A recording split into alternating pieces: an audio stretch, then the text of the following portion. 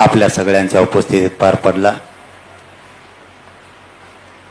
तेजेश भैयाला आणि आपल्या भाऊला खूप खूप शुभेच्छा देतो। आणखीन कोण कोण पार्टनर आहेत नाहीत म्हणायचं मग नाव विसरलं। हो ना, मग सगळ्याच घ्यावं लागते ना एकदा। महंत संत श्रेष्ठ श्री एकनाथजी महाराज यांचे वंशज महंत योगीराजजी बाबा यांच्या चरणी नतमस्तक होतो। व्यासपीठावरील थांबे हातातच घेतो। सगळे नाही आले काय आलेले मग हे बिगर का आम्ही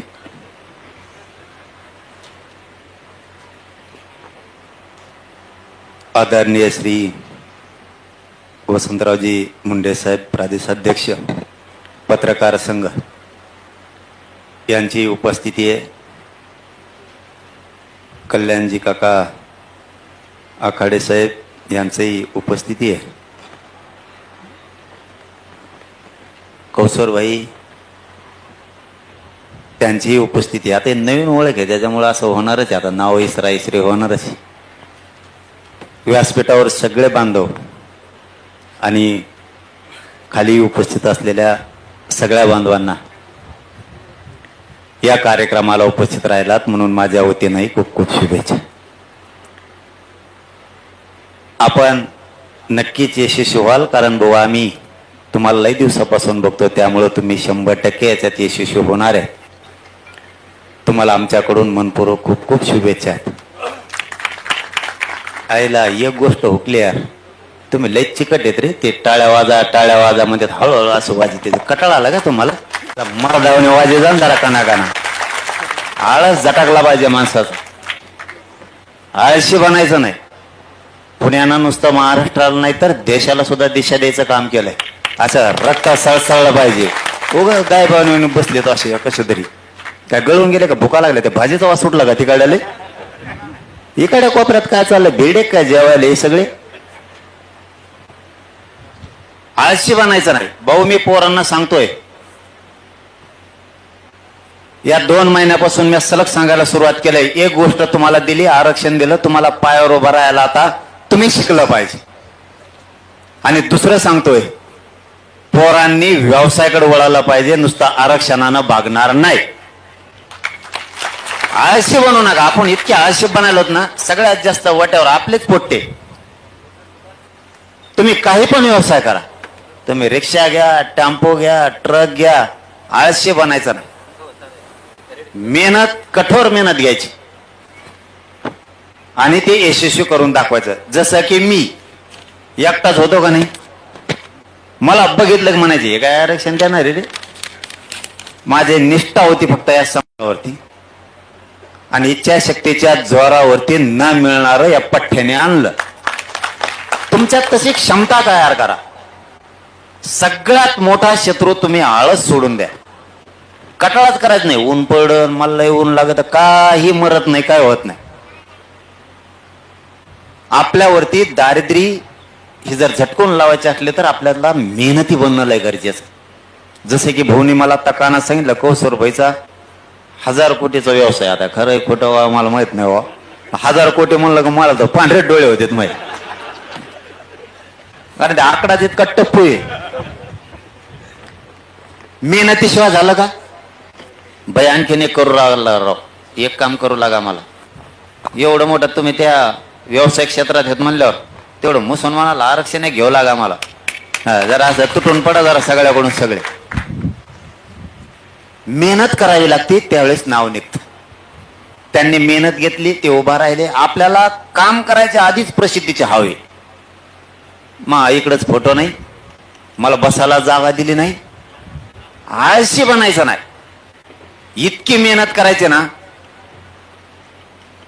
देश नतमस्तक झाला पाहिजे आपल्यापुढे, जसं की तुम्हाला साहेबांनी दिलं।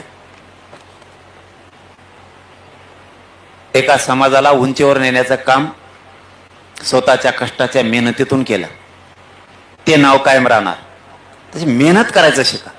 तुमच्यात आणखीन एक पार्टनर आहेत राव, ते मला चेहराच नाही बघितला, सानप साहेब सुद्धा आहेत ना वाटतं, लय खास माणूस आहे देव आहेत का? हा, चेहराच बघितला नव्हता मी, ते माणूस लय खास माणूस आहे, लय मेहनत करा. मी एवढाच सल्ला देणार आहे, मी पोरग आहे, मला काय याच्यातलं ज्ञान नाही बा.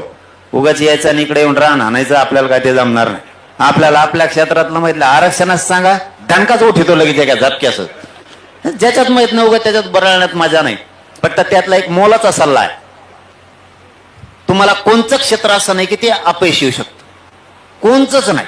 फक्त तुमच्यात मेहनत करण्याची ताकद असली पाहिजे. तुम्ही आळस सोडून द्या, येस तुमच्या पायात लोटांगण घाली, 100% विजय तुमचा. मेहनत पाहिजे. आता ते तेजस किती बारीक पोरग आहे, मा एवढंच चाललं नाही नाव महाराष्ट्रात. काम करण्याची, मेहनत करण्याची रात्रंदिवस आपली तयारी पाहिजे.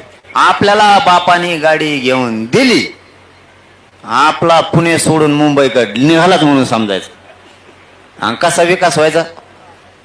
जी गोष्ट आपल्याला आपल्या पूर्वजाने दिली, आपल्या मित्राने दिली, तिचं सोनं करायची ताकद आपल्यात पाहिजे. इतकी कठोर मेहनत घ्यायची ना, इतकी कठोर मेहनत घ्यायची. फक्त इथून पुढचा तेवढाच माझा एक सल्ला आहे, आळशी बनवू नका. त्याच्यामुळं आपलं कुटुंब, आपलं राज्य दारिद्र्याकडे जात. आपण सावध असलं पाहिजे, बेसावध कधीच असलं नाही पाहिजे. आपण सावध असाल, कधीही तुमच्या पदरात अपयश पडणार नाही, कधी पण यशच पडणार.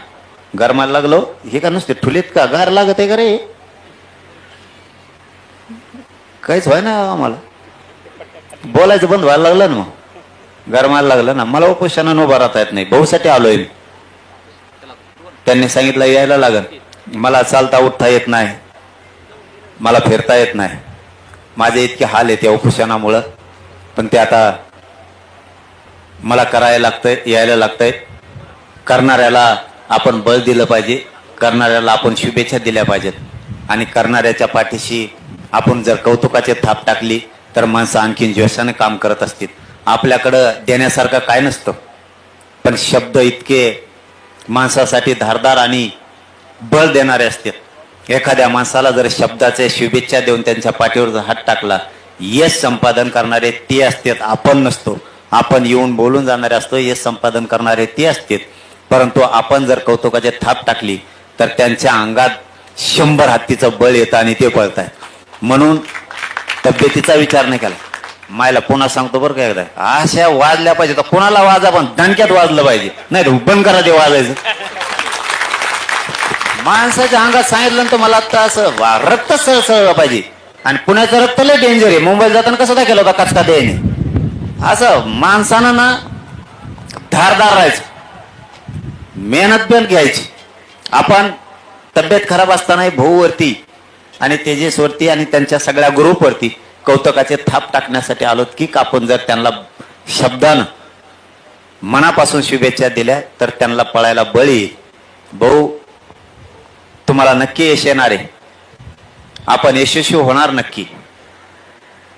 तुमचं काही फ्लॅट राहत नाही, काही राहत नाही, फक्त उधार देऊ नका हो, नाही तर मग आजच बुक सगळे आहे की नाही रे.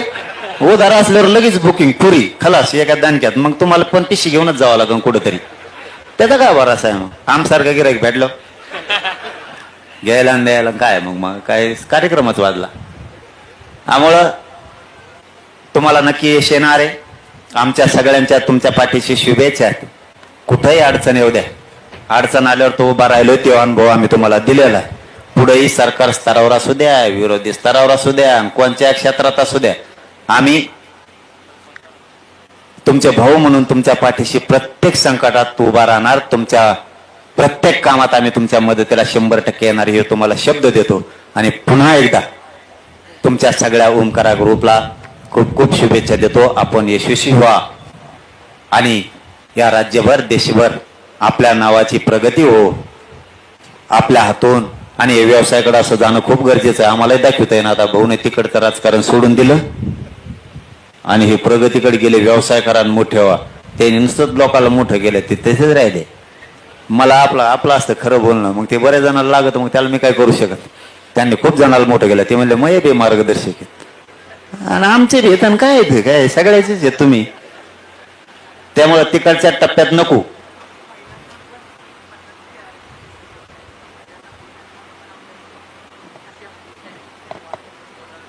बर ताईच्या म्हणण्यानुसार महिलांनी सुद्धा व्यवसायाकडे आलं पाहिजे.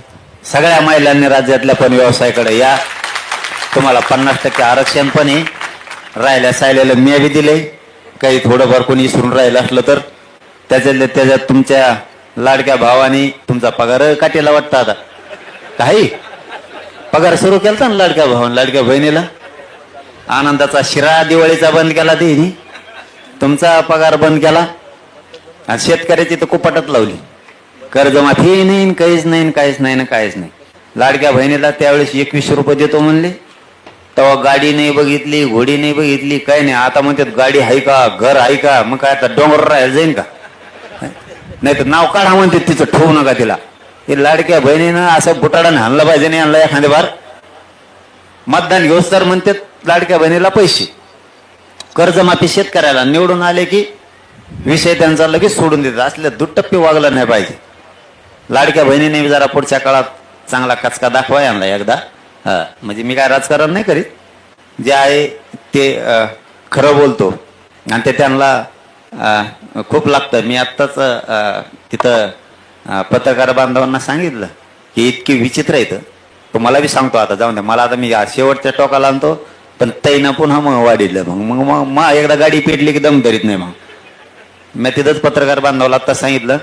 संभाजीनगरला मी हॉस्पिटल होतो मुंडे साहेब आणि संभाजीनगरचा एक बांधव मला भेटायला आला. त्याने हातात डॉक्युमेंट आणले पासबुक पण आणलं. लाडक्या बहिणीचा जो फॉर्म होता त्या फॉर्मवर त्याने त्याचा फोटो चिटकेला आणि ते फॉर्म लाडक्या बहिणीचा भरून टाकला आणि ते माझ्याकडे आलं. मला म्हणताय मी लाडकी बहिणी आहे. म्हणलं तू कस काय लाडकी बहिणी हो.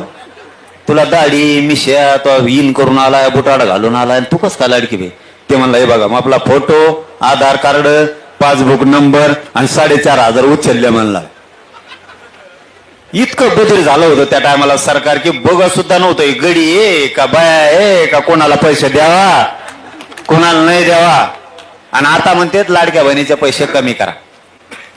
या अशा गोष्टीवर अवलंबून राहण्यापेक्षा तुम्ही सांगितलेला मुद्दा ताईंनी चांगला आहे की आपण स्वतःच्याच पायावरती व्यवसाय करून सगळेजण उभा राहूया. महिलांनी सुद्धा व्यवसायाकडे या. पुन्हा एकदा ओमकारा ग्रुपला सगळ्या तुमच्या टीमला मनपूर्वक खूप खूप शुभेच्छा देतो. कसल्याही अडचणी आल्या तरी भाऊ म्हणून सांगा मदतीला ताकदीने उभा राहील. पुन्हा एकदा शुभेच्छा देतो आणि थांबतो. धन्यवाद. रामकृष्ण हरी. जय शिवराय.